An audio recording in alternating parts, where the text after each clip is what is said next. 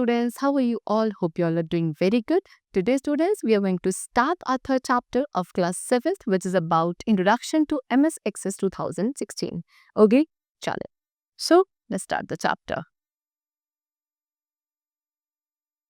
See, you must have seen your teachers carrying class list having data of all the students of a class arranged in a tabular form with headings, rows and columns containing their marks, phone numbers and other details. Such list or records are maintained by almost all the organizations, but these details need to be updated frequently, and when these details or record exist in huge number, it becomes difficult to keep them in a manual form and update them on paper.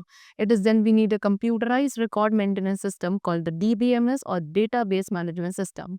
Let's begin by understanding the terms data and database. In this chapter, you will learn about database and MS Access 2016. So students, what they're saying, they have given an example to understand the DBS.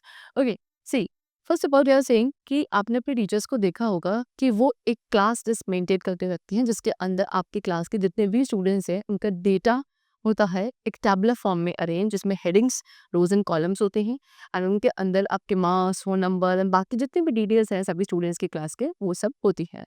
अब ये list records जो है almost सभी organisation ऐसे maintain करके रखते हैं, लेकिन ये डिटेल्स को हमें फ्रिक्वेंटली अपडेट करना भी ज़रूरी होता है। ओके, एंड जब ये डिटेल रिकॉर्ड्स आपके बहुत ज़्यादा नंबर में हैं तो इन्हें मैनुअल फॉर्म में मेंटेन रखना डिफ़िकल्ट हो जाता है या फिर इनको पेपर पे अपडेट करना डिफ़िकल्ट हो जाता है। तो तब हमें एक कंप्यूटराइज़्ड रिकॉर्ड मेंटेनेंस सिस्टम की ज़रूरत होती है जिसको हम डीबीएमएस या डेटाबेस मैनेजमेंट सिस्टम कहते हैं। सो अब इसके लिए हम सबसे पहले डेटा एंड डेटाबेस टर्म्स को समझेंगे and then we will learn about database in MS access 2016।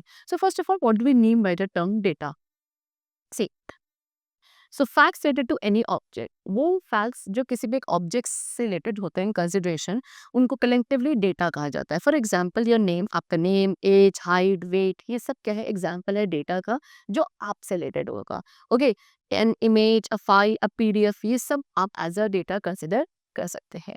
Next is database. Database क्या, कलेक्शन ऑफ इंटरलेटेड डेटा, वो सारा डेटा जो एक दूसरे से इंटरलेटेड है उस कलेक्शन को आप डेटाबेस कहते हो, जो हेल्प करता है हमें एफिशिएंट रिट्रीवल में। Retrieval means taking out information, insertion and deletion of data from the database, and then we organise the data in the form of table, views, report, etcetera. Let's discuss a few examples of database, that is an online telephone. एक online telephone directory है जिसके अंदर database का use किया जाता है data store करने के लिए, which is pertaining to people, phone numbers, other contact details. Okay, या फिर आपका इलेक्ट्रिसिटी सर्विस प्रोवाइडर भी डेटाबेस का यूज करता है आपकी बिलिंग, क्लाइंट रिलेटेड इश्यूज या फॉल्टी डेटा, इन सबको हैंडल एंड मैनेज करने के लिए। या फिर एक स्कूल का डेटाबेस क्या करता है, डेटा ऑर्गेनाइज करता है about students, teachers and admin staff, etcetera.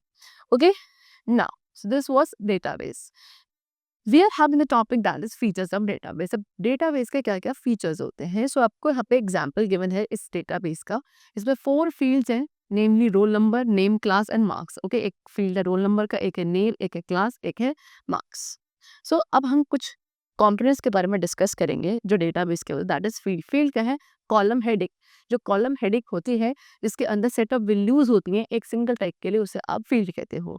Second is record. Record क्या है, रो जिसके अंदर वैल्यूज होती हैं हर एक फील्ड के नीचे for one entry. Third is value. Value वो डेटा आइटम है जो कि सबसे स्मॉलेस्ट यूनिट होती है डेटाबेस के अंदर। ये आपका न्यूमेरिक, कैरेक्टर या अल्फा न्यूमेरिक किसी भी फॉर्म में हो सकता है। Next we come to designing of database. अब जो डिजाइनिंग प्रोसेस है डेटाबेस का, उसके अंदर ये फॉलोइंग स्टेप्स होते हैं। नंबर 1, सबसे पहले आपको पर्पस, आपको डेटाबेस बनाने के पीछे क्या पर्पस है वो डिटरमाइन करना है। सेकेंडली आपको इंफॉर्मेशन जो रिक्वायर्ड है उसको फाइंड एंड ऑर्गेनाइज करना है। फिर आप इंफॉर्मेशन को डिवाइड करोगे इनटू टेबल्स। देन आप इंफॉर्मेशन को टर्न करोगे, जो इंफॉर्मेशन टाइप्स आइटम्स है उनको कॉलम्स में टर्न करोगे। then you have to specify the primary keys and then set up the stable relationships. Okay, फिर refine your design and then apply the normalization rules. Now database management system, which is DBMS. So the software, एक ऐसा software जिसको database manage करने के लिए use किया जाता है, that is known as database management system, that is DBMS. Okay, DBMS एक इंटरमीडिएटरी की तरह सर्व करता है यूजर एंड डेटाबेस के बीच में। सो डेटाबेस स्ट्रक्चर स्टोर किया जाता है कैसे, as a collection of file. And जब हम इस डेटा को एक्सेस करते हैं उन फाइल्स के अंदर, किसके थ्रू, DBMS के through, so it becomes easy. एक DBMS डेटा को स्टोर करता है टेबल्स की फॉर्म में and then enables us to join the tables by creating a link between them which is called relational database management system which is RDBMS। कुछ examples given है DBMS के, like MS Access, open office database, Oracle and Microsoft SQL server. इस chapter में हम Microsoft access 2016 के बारे में पढ़ेंगे बिकॉज DBMS हमको या यूजर्स को ये टास्क परफॉर्म करने के लिए अलाउ करता है, दैट इज डेटा डेफिनेशन, यानी कि इसके थ्रू आप अपने डेटा को ऑर्गेनाइज करते हो वेरियस टाइप्स में सो दैट इनके बीच में रिलेशन सेट किया जा सके for accessing information. Secondly is data updation, यानी कि हेल्प करता है insertion, modification and deletion, database के अंदर डेटा को इंसर्ट, मॉडिफाई एंड डिलीट करने में हेल्प करता है। नेक्स्ट इज डेटा रिट्रीवल, यानी कि इसके थ्रू आप क्या कर सकते हैं, जो रिलेवेंट इंफॉर्मेशन है स्टोर्ड डेटा में से उसको हम एक्सट्रैक्ट कर सकते हैं एक ऑर्गेनाइज मैनर में। नेक्स्ट इज यूजर एडमिनिस्ट्रेशन, ये आपको डेटा सिक्योरिटी पर भी हेल्प करता है, जो डिफरेंट यूजर्स को मॉनिटर करके using a single database system. Now introduction to MS Access 2016। अब हम MS Access 2016 के बारे में डिस्कस करेंगे। सो माइक्रोसॉफ्ट एक्सेस आपका मोस्ट पॉपुलर RDBMS है, जो माइक्रोसॉफ्ट ऑफिस पार्ट का ही, ऑफिस सूट का ही एक पार्ट होता है। इसके थ्रू हम डेटा को ऑर्गेनाइज एंड मैनिपुलेट कर सकते हैं। ये हमारे डेटा को टेबल्स की फॉर्म में मैनिपुलेट या ऑर्गेनाइज करता है। ओके, एक फैसिलिटी प्रोवाइड करता है जिसके थ्रू आप इन सभी टेबल्स के बीच में रिलेशनशिप क्रिएट कर सकते हैं कॉमन फील्ड्स का यूज करके।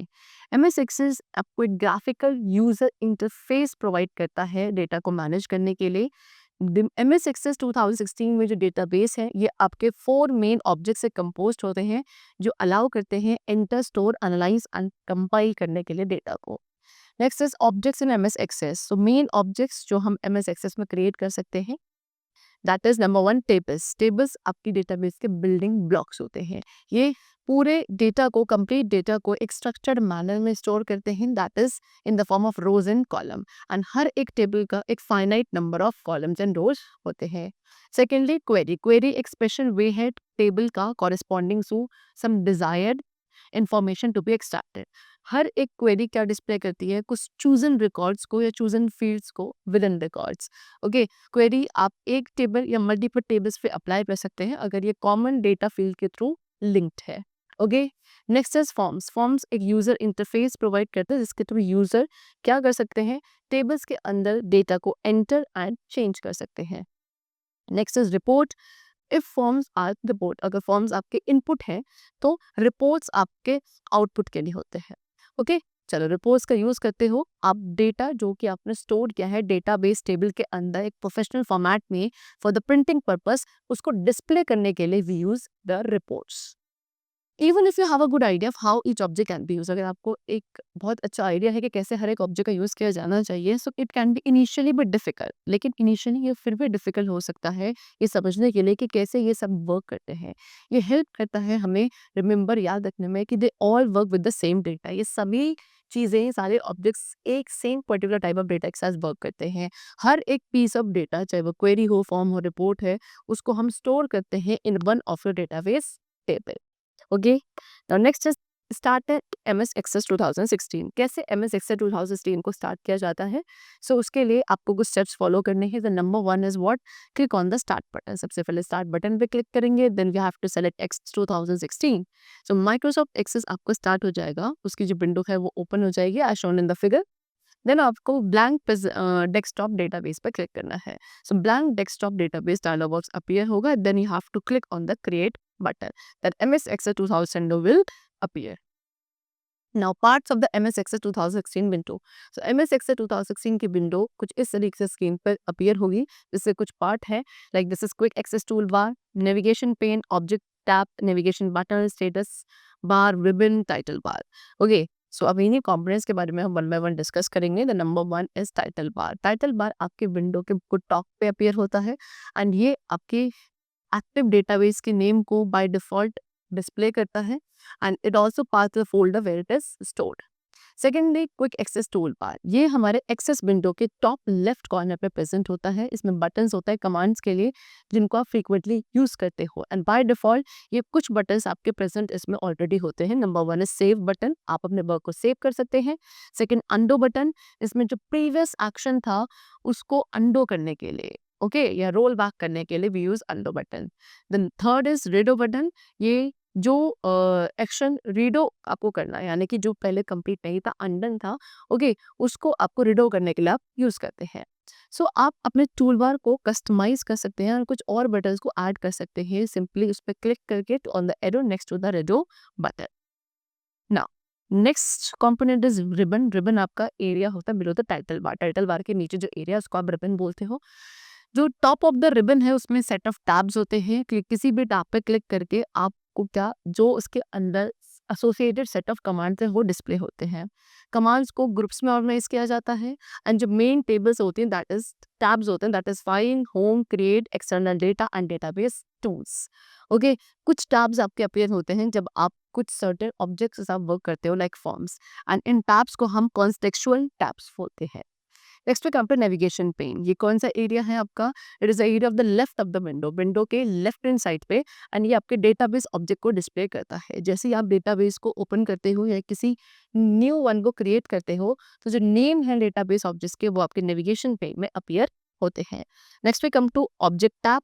The objects which you have open, वो ऑब्जेक्ट्स जो आपने अपने डेटाबेस में ओपन किए हैं वो आपके टेबल फॉर्म के वर्क एरिया के राइट अबव अपीयर होंगे। एंड जैसे आप किसी ऑब्जेक्ट टैब पे क्लिक करते हो सो जो कंटेंट है इस ऑब्जेक्ट के वो आपको उस वर्क एरिया में डिस्प्ले होने लगते हैं। आपको फिर इस क्रॉस बटन पे क्लिक करना है जो आपके right end of the bar पे प्रेजेंट होता है सो दैट आप करंट टैब के अंदर वो सभी ऑब्जेक्ट्स को क्लोज कर सको जो आपको डिस्प्ले हो रहे हैं। नेक्स्ट पे पे नेविगेशन बटन। नेविगेशन बटन आपको डिस्प्ले करता है करंट रिकॉर्ड नंबर को किसी एक ऑब्जेक्ट में। नेक्स्ट स्टेटस बार, ये आपके विंडो के बिल्कुल बॉटम में होता है।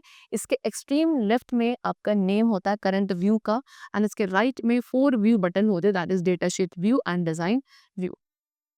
चलो now creating a database. So MS access आपको एक न्यू डेटाबेस क्रिएट करने में हेल्प करता है by using the following options. Number one is blank database, यानी कि आप एक न्यू डेटाबेस क्रिएट कर सकते हैं स्क्रैच से by using this option. Next is install template, यानी कि access comes with several pre install tablet. Access के अंदर कुछ बहुत सारी प्री इंस्टॉल टेम्पलेट्स होती हैं। ये टेम्पलेट्स आपका एक कंप्लीट डेटाबेस एप्लीकेशन क्रिएट कर सकती हैं। They contain table, queries, reports and other objects that you need to start working.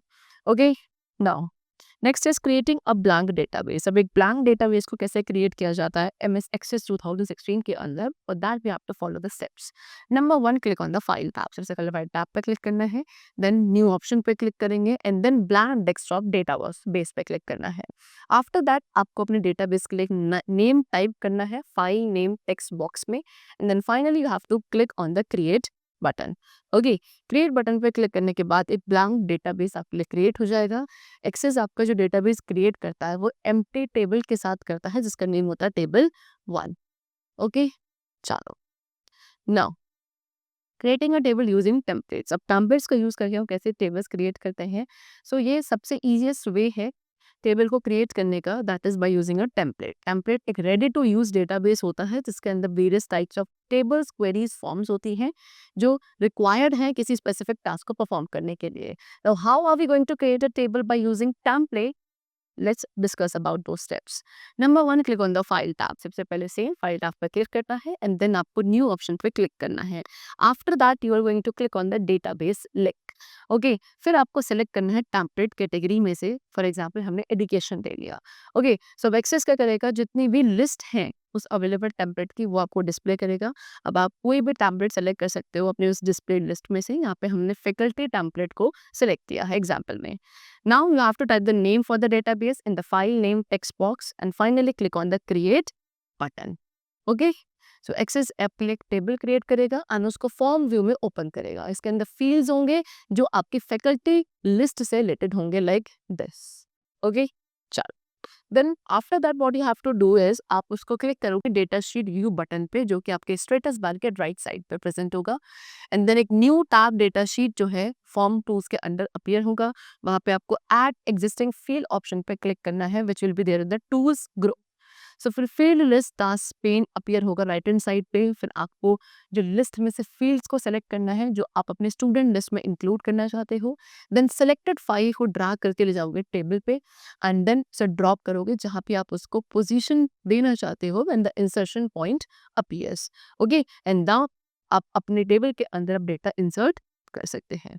Okay, so that's all for the chapter. Okay, I hope you all must have understood it very well. Let's meet very soon. Till then, take care and thanks to everyone.